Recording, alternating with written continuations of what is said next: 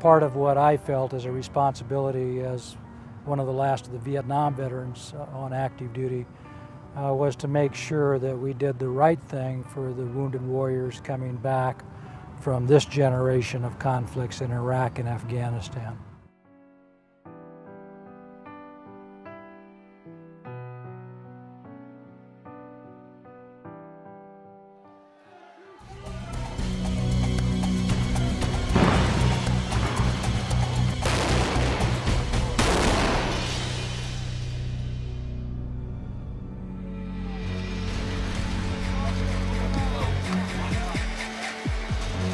The injuries that these patients are receiving are horrific. It's very difficult to describe how destructive these improvised explosive devices are. It wasn't exactly pain, but the weird feeling I had in my legs, I knew that those were probably messed up pretty good. So in Vietnam, it would take sometimes weeks or months before patients would actually make it back. In this war, they're getting here in 3 to 5 days. So they tossed me on, and I woke up in Bagram about 12 hours later. They may get life-saving damage control surgery in Afghanistan. They get washed out in Germany. They come here and they often arrive and their wounds are wide open. They're still very ill. Family knows almost immediately that their service member's been injured. And the family will be involved from the beginning. As soon as I landed here, I got ambushed by my mom and dad, as soon as I get out of the back of the ambulance, which I knew was going to happen.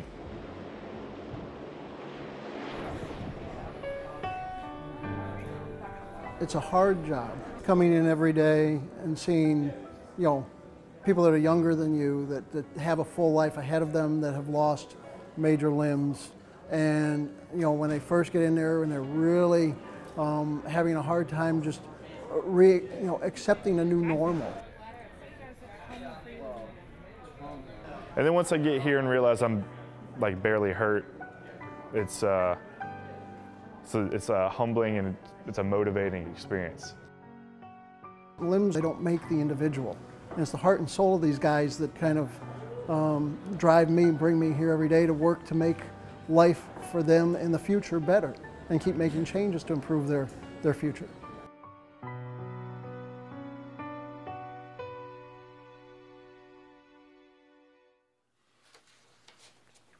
I started going down to Bethesda, Walter Reed in 2005.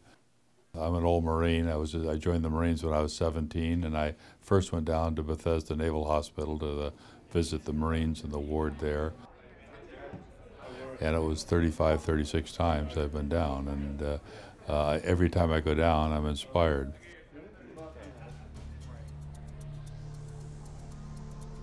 BRAC, Base Realignment and Closure, is part of a special legislation that was set up by the Congress that's empowered to take a look at military bases around the world and make recommendations on closure or consolidation of military bases. In 2005, they brought in a very comprehensive set of base closures. Some of them did provide for some consolidations of military bases. Some of them provided for closures.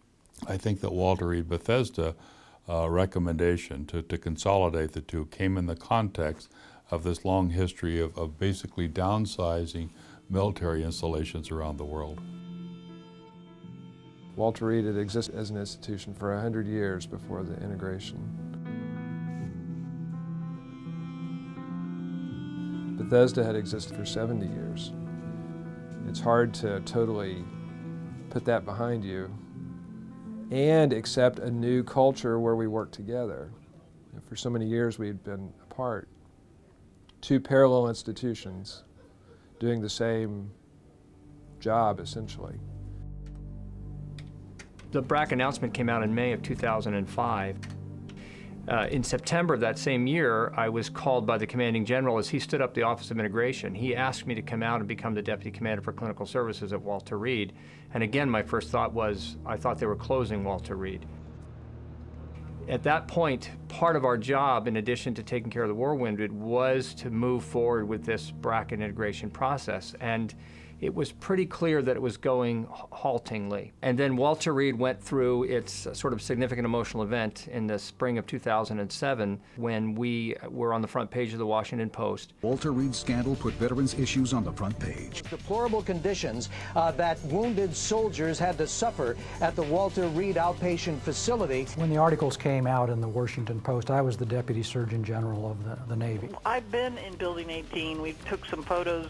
We put it in the paper of this guy whose wall is coming down because it's been invaded by mold. So this was a very bad report to have in the Washington Post. Secretary England was heading up the response within the department. Part of what they said is, hey, this consolidation is going on, but it doesn't seem to be, under any uniform command and control. Secretary England said, hey, a solution here would be a joint command.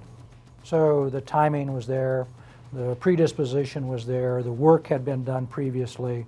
It came together in short order saying, okay, let's put together a joint task force. Then they sent out a request to the services looking for nominees. When this job opened up, I was not sure that I would be selected. This was a very visible process, and it was at the highest levels of the department. Each of the services had extraordinarily well qualified nominees. He was an Army Vietnam veteran, and then was a very senior Navy admiral. He was a psychiatrist, so he understood a lot of what was going on in the pathology of all the different organizations. And he had more joint time probably than almost any flag officer in either service. So as far as I was concerned, he seemed like the perfect person to come in. Yeah, I've never met Admiral Madison, but clearly I know about him. I have a tremendous respect for him and what he has done. This particular command that he was given at the Joint Task Force was different from anything he'd ever done before. It really was different from anything anyone else had ever done before. He came to this impossible assignment and said, I'll take that on. I think that does reflect his own background, his own history, his own record of taking on some very difficult assignments.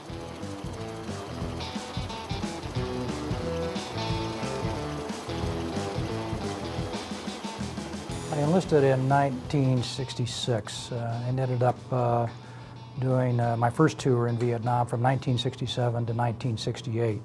So I was there during the Tet Offensive.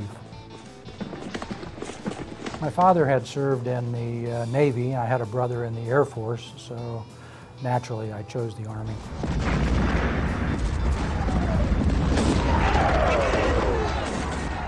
Well, I volunteered for explosive ordnance disposal after my first tour in Vietnam. Yeah, taking apart bombs and booby traps, today called IEDs, improvised explosive devices, leads to any number of lessons. I came to trust my own intuition, after that, and many years later, in ways that I don't think that I ever would have otherwise.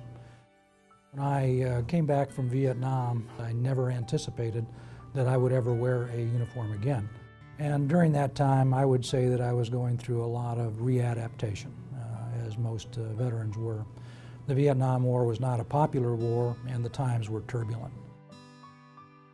But I think one of the best ways to deal with readapting is to find a way to be of service to others, to get beyond yourself. And so went on to medical school, ended up joining the Navy. I fully expected that I would do my 3 years and then get out and figure out what else I was going to do.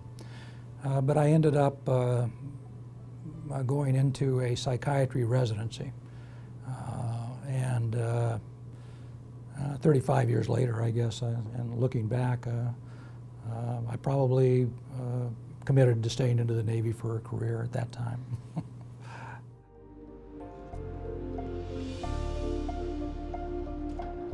I think when you're coming into a new leadership situation, there are some people that are happy, there are some people that are not happy. You're going to have to lead both of those kinds of people and get them working together. So one of the ways to do that is by finding out what the fundamental part of your mission is and then being able to communicate. We had one of the greatest missions in the world, taking care of wounded warriors.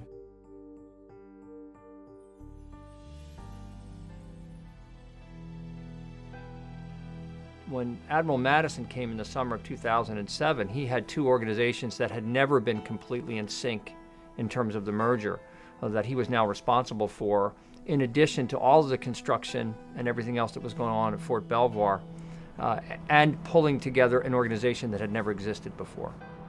When I started the job, I thought that the most difficult aspects would have to do with the very complex construction projects and expanding a very large medical center. What I did not expect that it would become a job of fighting resistance. There was no natural constituency for Admiral Madison and his assignment. He couldn't turn to the Army or the Navy. Each of them were very uncomfortable, if not uneasy, if not downright hostile. He couldn't turn to Congress. They liked the idea of greater efficiency in healthcare delivery, but there was not a natural constituency for a Joint Command hospital at Walter Reed. You're telling me that the Army and the Navy then, they report to you? The commanders of those hospitals report to the Joint Task Force. They report to me. Seems to me the Joint Task Force becomes a separate layer in addition to the Army and the Navy, who have traditionally run those two hospitals. I did not have certainty by any means that I would survive for the process until the end of the BRAC. There's a 50-year history of the services being able to thwart any movement towards a more joint or unified medical command. One of the risks I've identified as you become more senior, there are fewer and fewer people who can speak directly to you about areas where you're not operating, you're not being effective.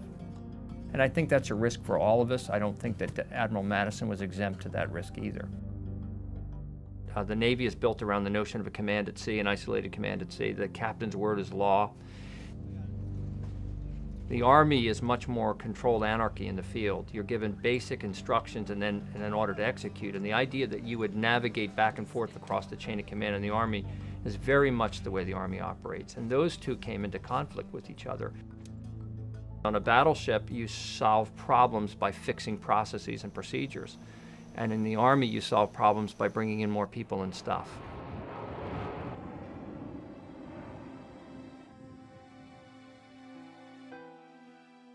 I think people truly believe that they couldn't close Walter Reed. You know, Walter Reed was the crown jewel of Army medicine. How could they close Walter Reed? I was surprised by how profound the grief reaction was on the part of both military and, even more importantly, civilian staff that went through really visible grief reactions as the two were both lost and then merged into a new organization. I think we underappreciated that. Walter Reed ceased to exist. National Naval Medical Center ceased to exist. We're now Walter Reed National Military Medical Center. We're neither of those hospitals. I think it's getting better, but it was a very difficult transition. We accomplished the integration in the middle of a casualty surge, yet general surgery never skipped a beat. And we got over the personality issues, and we got over the green versus blue issues, and we decided that for the betterment of our patients, we needed to work together. Could it have gone differently? We unfortunately never get the chance to know what would have happened. We only know what did. And what did happen is that 2 or 3 very different service cultures have come together and are operating at Walter Reed Bethesda and at Fort Belvoir Community Hospital, and really are setting the standard for the future of military medicine, and I think in a real way setting the standard for American medicine. We developed a plan on how to go forward. That led to the development of the concept for sports medicine care for those individuals with limb loss. We're treating our patients as tactical athletes, professional athletes, and our goal is to return them to the highest level of care. You know, the Walter Reed National Military Medical Center is going to be a center of excellence for military medicine for the next several generations. It's not identified with any specific service, it's identified with America. And America's responsibility and America's covenant to take care of the wounded and their families as they come back.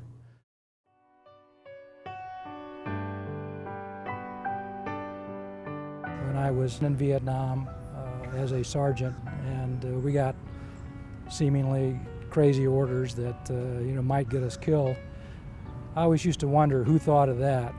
Well, now I was that person. And so my touchstone was always to go back to Sergeant Madison in the field, say, I wonder what he would think about this policy.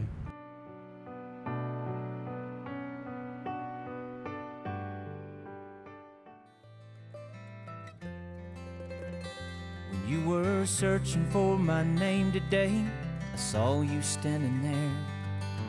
Man, you look different with that silver in your hair. Me, I haven't aged a bit, still all of 21. That's the thing about us spirits, we're forever young at the wall. Here at the wall, we were proud to serve our country when called by Uncle Sam. Then more than a little anxious when they shipped us off to Nam. Remember all the heat and bugs, days marching through the mud, constant gunfire, smell of death, sight of all that blood. Some gave all. The names carved in this wall,